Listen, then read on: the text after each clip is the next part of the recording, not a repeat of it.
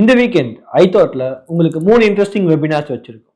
First one Saturday morning 11 o'clock what to expect from markets and your advisor.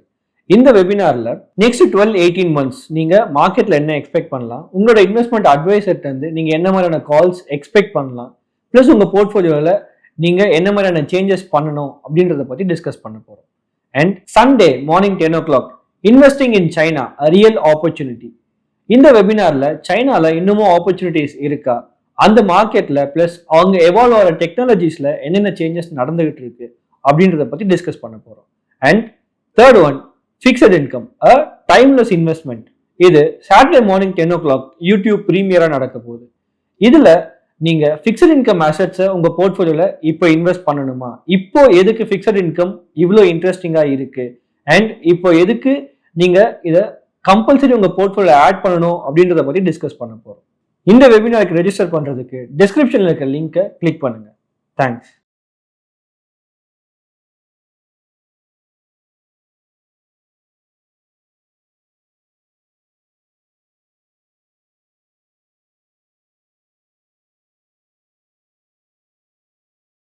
ஒத்த stock காதல் ரொம்ப சிம்பிள்ங்க.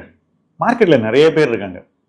அவங்க 24 மணி நேரமும் 7 நாளும் ஒரே விஷயத்தை தான் பண்ணுவாங்க. ஒரு ஸ்டாக்கையே ட்ராக் பண்ணுவாங்க. அது மேலேயே அவங்க எல்லா தாட்ஸையும் செலுத்துவாங்க. அதை பத்தியே பேசிக்கிட்டு இருப்பாங்க. போஸ்ட் மேல போஸ்ட் அந்த ஒரு கம்பெனியை பத்தி போடுவாங்க, வீடியோ போடுவாங்க. இது ஒரு விதமான ஒரு மனநிலை, மனநோயின்னு கூட சொல்லுவாங்க. என்ன ரீசன் தெரியுமா? மார்க்கெட்ல 10,000 ஸ்டாக் இருக்கு. இது தவிர யூஎஸ்க்கு போனீங்கன்னா அங்கேயும் 5,000-6,000 ஸ்டாக் இருக்கு. ஸோ நமக்கு சாய்ஸ் அப்படிங்கிறது ஒரு மேட்டரே கிடையாது. அவ்வளவு சாய்ஸ் இருக்கு. எத்தனையோ மார்க்கெட்ல போய் நம்ம கம்பெனிஸ் தேடலாம். லக்ஸரி பிராண்ட் வேணுமா, நீங்க வெளியில போய் லூயி விட்டானை பார்க்கலாம். வேற ஏதாவது ஒரு பிசினஸை பார்க்கணுமா, அதுக்கும் கம்பெனிஸ் இருக்கு. எல்லா தொழிலுக்கும் நமக்கு வெளியில ஆப்பர்ச்சுனிட்டிஸ் இருக்கு, இந்தியாலையும் நிறைய ஆப்பர்ச்சுனிட்டிஸ் இருக்கு. பட் இந்த சிங்கிள் ஸ்டாக் அப்சஷன் ஏன் வருது தெரியுமா? ஒருத்தருக்கு ஒரு ஸ்டாக்ல சக்சஸ் வரும்போது அவங்க நினைக்கிறாங்க அந்த சக்சஸ் எல்லா நேரத்திலையும் நீடிக்கணும் அப்படின்னு. இது ஏன், இந்த எதிர்பார்ப்பு ஏன் வருது? ரொம்ப சிம்பிள். நம்ம நினைக்கிறோம் நம்ம வாங்கின ஸ்டாக் ஏறினதுக்கு நாம தான் காரணம்னு. நம்ம அதை ஸ்பாட் பண்ணதுனால தான் அது ஏறிடுச்சுன்னு. இதுதான் இங்க மைண்ட் செட்ல பேசிக் ப்ராப்ளம். நான் வாங்கின எந்த ஸ்டாக்கும் என்னால ஏறல, உறுதியா சொல்லுவேன். ஏன் தெரியுமா? நான் அதை பத்தி எங்கேயும் போய் தண்டோரா போடுறது கிடையாது, அல்லது மற்றவங்கள்ட்ட போய் இந்த ஸ்டாக்கை பாரு இதை வாங்குன்னு அவங்கள தொந்தரவு பண்றது கிடையாது. அந்த ஸ்டாக் நல்ல ஸ்டாக்கா இருந்தா அது 4 பேர் பார்வையில பட்டுச்சுன்னா, தன்னால அது மக்களை ஈர்த்துச்சுன்னா அந்த ஸ்டாக் மேல போகும். சில ஸ்டாக்ஸ் மேல போகாது. நான் ஒரு உதாரணம் சொல்றேன். கொஞ்ச நாள் முன்னாடி ஒரு கம்பெனியினுடைய வேல்யூவேஷன் ரொம்ப குறைவா இருந்தது. அந்த கம்பெனி டிடிஹெச் தொழில இருந்தது. பயங்கர சீப்பா இருந்தது ஸ்டாக் பிரைஸ். லோ டீன்ஸ் 12-13 ரூபாய் இந்த ஸ்டாக் பிரைஸ். வேல்யூவேஷன் போட்டு பார்த்தா ரொம்ப கம்மியா இருந்தது. அந்த கம்பெனியோட கேஷ் ஃப்ளோட கம்பேர் பண்ணா பயங்கர அட்ராக்டிவா இருந்தது. அந்த நேரம் பார்த்து அந்த கம்பெனியுடைய ப்ரமோட்டருடைய மொத்த ஷேரையும் ஒரு வங்கி டேக் ஓவர் பண்ணிக்கிட்டாங்க. அந்த வங்கி டேக் ஓவர் பண்ண உடனே எனக்கு என்ன தோணுச்சுனாக்கா, இந்த ஸ்டாக் ஈஸியா இதை விட ஒரு பெட்டர் பிளேயர் ஹேண்டுக்கு போகும். ஏன்னா மார்க்கெட்ல இந்த கம்பெனியோட பெரிய பிளேயர் 2 பேர் இருந்தாங்க.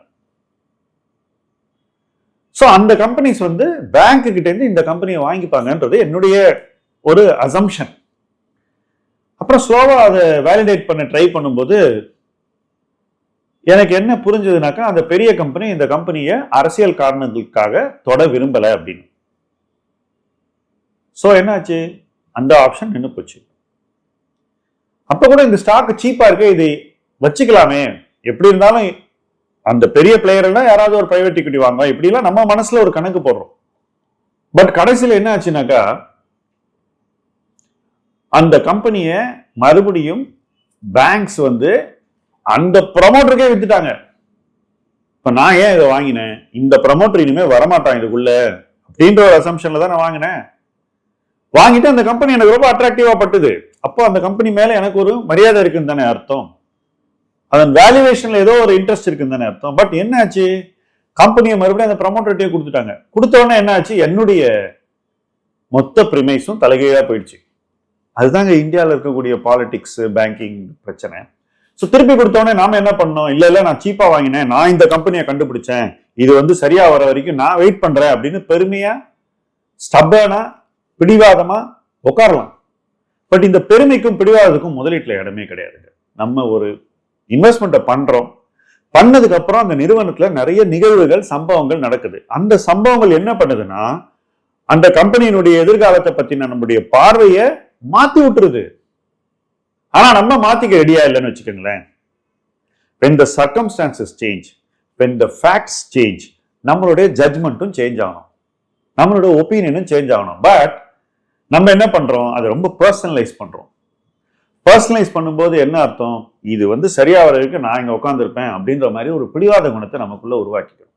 இதை நம்ம மற்றவங்களுக்கும் டிரான்ஸ்மிட் பண்ணும்போது அது மற்றவங்களுக்கு பாதிப்பை உருவாக்கும். லக்கிலி இந்த கேஸ்ல நான் யார்கிட்டயுமே பேசல. என்ன மாதிரி இன்னொரு இன்வெஸ்டர் இருந்தாரு, அவரு என்னோட பெரிய இன்வெஸ்டர், அவர் ஒரு பிரைவேட் இக்விட்டி ஃபண்டு.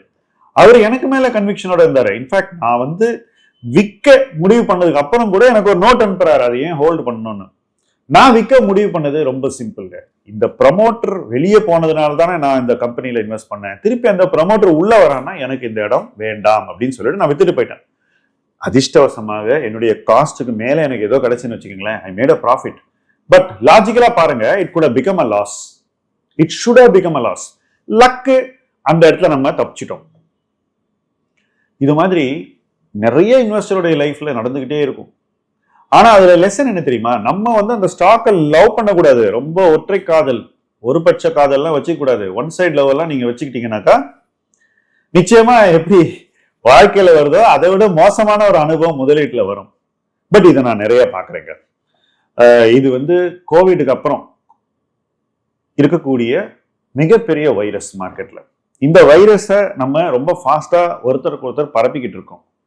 ஒரு கம்பெனியை பிடிவாதமாக அதனுடைய ஃபண்டமெண்டல் சேஞ்சஸ்க்கெல்லாம் அப்பாற்பட்டு சூழல் மாற்றங்களை எல்லாம் கடந்து நேசிப்பது. You can love a company, but no company is going to love you back. இது வந்து இன்வெஸ்ட்மெண்ட்ல பெரிய பெரிய ஆட்கள் சொன்ன ஒரு விஷயம். பட் நம்ம ஊர்ல இருக்கிற நம்மளுடைய உளவியல் வந்து ரொம்ப சராசரியா இருக்கு அப்படின்னு தான் நான் சொல்லுவேன். அது சரியா இல்லை நிச்சயமாக. நான் ஏன் என்னோட எக்ஸாம்பிள் சொன்னேன்னா, எப்படி நம்ம வேற வழி இல்லை நம்ம மாத்திக்கணுங்கிறதுக்காக தான் சொன்னேன். இது ஒரு தடவை இல்லைங்க, பல தடவை நடக்கும். இது ஏன் என்னால பண்ண முடியுதுன்னா, நான் பொது வெளியில அதை பத்தி பேசுறது இல்லை. அதனால என்னுடைய ஜட்மெண்ட்டை மாத்திக்கிறதுக்கு எனக்கு முழு உரிமை இருக்கு. இப்ப நான் இதே விஷயத்தை கொண்டு போய் உங்கள்கிட்ட வாரம் வீடியோல சொல்லிக்கிட்டு இருந்தேன்னு வச்சுங்களேன், என்ன ஆகும், உங்கள பல பேர் எனக்கு மேல இதுல ஜட்மெண்ட்டை ஃபார்ம் பண்ணிக்கிட்டு, எனக்கு மேல நீங்க கன்விக்ஷன் உருவாக்கிக்கிட்டு, எனக்கு மேல நீங்க குவான்டிட்டி கூட அதிகமாக கூட வாங்கி வச்சுக்கலாம். அப்ப என்ன ஆகும், நான் என்னுடைய கன்விக்ஷனை மாத்திக்கிட்டா உங்கள்கிட்ட நான் சொன்னா கூட நீங்க அதை கேட்க மாட்டீங்க. நான் இல்ல என் கன்விக்ஷன் மாறி போச்சுன்னு சொன்னா கூட அவர் ரொம்ப கன்சர்வேட்டிவ்ங்க அப்படின்னு நீங்க சொல்லி அதை கடந்து போய் நீங்க ஏதோ பயங்கர கன்விக்ஷனை பில்ட் பண்ண ஒரு இன்வெஸ்டர் மாதிரி உங்களை நீங்க பார்க்க ஆரம்பிச்சிருவீங்க. இது மார்க்கெட்ல நிறைய நடக்குது. இது நடக்கிறதுனால என்ன ஆகும், நிறைய பேரு காலத்தை மீறி இருக்கக்கூடாத இடத்துல சிக்கிக்குவாங்க. இது ஆல்ரெடி நடக்க ஆரம்பிச்சிருச்சு நிறைய கம்பெனிஸ். நான் கம்பெனி பேர் சொன்னா நிறைய பேர் கோவம் வரும். பட் இது ஆல்ரெடி ஸ்டார்டட் மட்டும் இல்ல, அட்வான்ஸ் ஸ்டேஜ்ல இருக்கு. இங்கேருந்து என்ன ஆகும், இங்கேருந்து இன்னொரு 10-20% போச்சுன்னா யாரெல்லாம் சிக்கி இருக்காங்களோ அவங்களை அங்கேருந்து வெளியே எடுக்கிறது கூட ரொம்ப கஷ்டமாயிடும். அந்த மாதிரி ஒரு சிச்சுவேஷன் நிறைய கம்பெனிஸ்ல வரப்போகுது. இது ஏன் வந்தது அப்படின்ற பேசிக் ரீசனுக்கு மறுபடியும் போகும். நம்ம நிறுவனங்களை நம்ம கிட்ட இருந்து கொஞ்சம் தள்ளி இருந்து வச்சு பார்க்கணும்.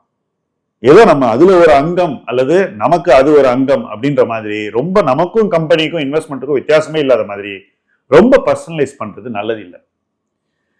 இதை பர்சனலைஸ் பண்றவங்களுக்கு இதை பர்சனலைஸ் பண்ணக்கூடாது அப்படிங்கிறது கூட தெரியாத அளவுல தான் அவங்க இருக்காங்கன்னா அவங்க அனுபவத்தை நான் டெஃபினட்டா கொஸ்டின் பண்ணுவேன். அப்படின்னா அவங்க வந்து இன்வெஸ்ட்மெண்ட்ல சரியான அனுபவசாலியாக தன்னை உருவாக்கி கொள்ளவில்லை அப்படிங்கிறத நிச்சயமா உறுதியா சொல்லுவேன். ஏன்னா எவ்வளவு பேர் லட்சக்கணக்கான கோடி ரூபாய் மேனேஜ் பண்ணவங்க பேசுறாங்க, நிறைய பேரோட பழகும் போது நான் கத்துக்கிட்டது என்னன்னா, அவங்க தங்களையும் தங்க இன்வெஸ்ட்மெண்ட்டையும் கொஞ்சம் தள்ளி வச்சுதான் பாக்குறாங்க. They don't make it egoistic and personal. ஆனா நம்ம அதை டெஃபினட்டா ஈகோயிஸ்டிக்காவும் பர்சனலா பண்றோம். இதுக்கு என்ன காரணம்? நம்ம பொது வழியில முதலீடுகளை, தனிப்பட்ட பங்குகளை பத்தி ரொம்ப பேசுறதுனால தான் இது நடக்குது. அப்போ நாம நம்முடைய பேச்சுக்களை குறைச்சிக்கணும், அல்லது இது மாதிரி பேசுற பேச்சுக்களை கேட்கறத கட்டுப்பாடா வச்சுக்கணும், அல்லது அதை கேட்டு கூட நாம கொஞ்சம் அதுல இருந்தும் தள்ளி இருக்கணும். இது எல்லாராலையும் பண்ண முடியாதுங்க. ஏன்னா mind is always easily influenced. நம்ம கேட்கிற விஷயம் நம்மளை பாதிக்கும். ஒரு விஷயத்த டெய்லி கேட்டாங்க, ஒரு கம்பெனியை பத்தி நான் டெய்லி சொன்னாக்கா உங்களுக்கு என்ன ஆகும்? டெஃபினட்டா அது உளவியல் ரீதியா உங்க மைண்டுக்குள்ள போயிடும். இதெல்லாம் செய்யாததுக்கு ரீசன் இதெல்லாம் தான், மற்றபடி ஒண்ணும் கிடையாது. நிறைய பேர் இதை வந்து தொழில் ரீதியா இதுல பெனிஃபிட், அதுல லாஸ். இந்த தொழில் ரீதியா இதுல எல்லாம் ஒண்ணுமே கிடையாது. ஏன் ஃபண்ட் மேனேஜர்ஸ் பேசுறது இல்லைன்னா அவங்களும் இதனால தான் பேசுறது இல்லை. பொறுப்பா இருக்கிறவங்க யாரும் இதை பத்தி அதிகமா பேசக்கூடாதுன்றதை புரிஞ்சு வச்சிருப்பாங்க. அந்த புரிதல் இல்லை என்று இருக்கிறவர்கள், அல்லது அந்த புரிதல் இருந்தாலும் அதை பற்றி கவலைப்படாதவர்கள் டெய்லி பேசி பேசி உளவியல் ரீதியாக பல பேர்கிட்ட இந்த ஒரு பிம்பத்தை அமைத்து விடுவார்கள். இது வந்து நிறைய கம்பெனிஸ்ல இன்னைக்கு ஃபார்ம் ஆயிருக்கு. அந்த கம்பெனிஸை விற்காம ரீட்டைல் இன்வெஸ்டர்ஸ் நூற்றுக்கணக்கான கம்பெனிஸ்ல இன்னைக்கு சிக்கி இருக்காங்க. எஸ்எம்இல ஆரம்பிச்சு micro finance, micro cap, small cap, mid cap, large கேப்னு எல்லா கேப்லயும் இந்த மாதிரி ஒரு அப்சசிவ் மைண்ட் செட்டோட இன்வெஸ்ட் பண்ணியிருக்கக்கூடிய கம்பெனிஸ் நிறைய. மார்க்கெட் இது எல்லாத்தையும் சரி பண்ணிடுங்க. எப்படி தெரியுமா?